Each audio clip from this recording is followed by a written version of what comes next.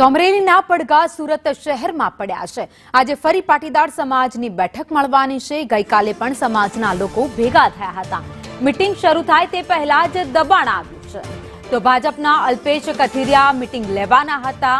Farm બંધ કરી દેતા મીટિંગ રોડ પર યોજાઈ હતી।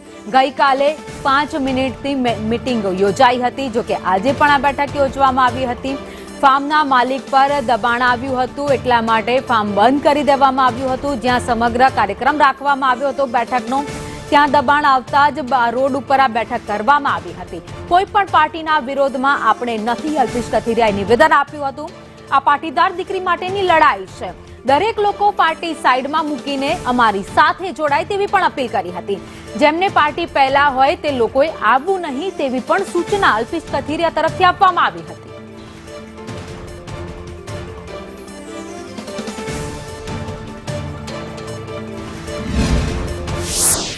પાર્ટીના સમર્થનમાં કોઈ પણ પાર્ટીના વિરોધમાં આપણો કોઈ પ્રોગ્રામ નથી।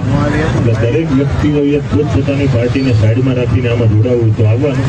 કોઈને પાર્ટી પ્રત્યે પ્રેમ અથવા કોઈને કોઈ પાર્ટી પ્રત્યે વિરોધ હોય તો દીકરીવાળી લડાઈમાં જોડાવવું નહીં।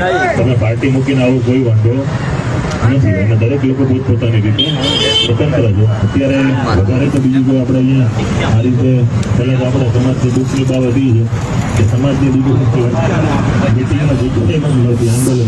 પક્ષો બાબતે મારી ટકોરી હતી કે તમે જે પાર્ટીના પ્લેટફોર્મ છે એને દૂર એટલા માટે રાખો કે કોઈ ભારતીય જનતા પાર્ટી સાથે જોડાયેલો છે કોંગ્રેસ પર આક્ષેપો કરે છે, કોંગ્રેસ સાથે જોડાયેલા છે ભારતીય જનતા પાર્ટી પર આક્ષેપો કરે છે, અમરેલીના સ્થાનિક લોકો છે કૌશિકભાઈના નામ પર આક્ષેપો કરે છે કે એની સાથેના જોડાયેલા માણસો પર આક્ષેપો કરે।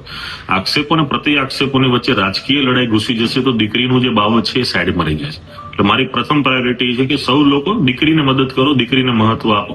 રાજકારણ કરવાનો જયારે સમય આવે ત્યારે રાજકારણ જે પણ પક્ષોમાં જોડાયેલા છો તમે ત્યાંથી કરી શકો છો। એટલે અત્યારે દીકરીને મહત્વ આપીને દીકરીને ન્યાય મળે એ માટેનો પ્રયત્ન થયો।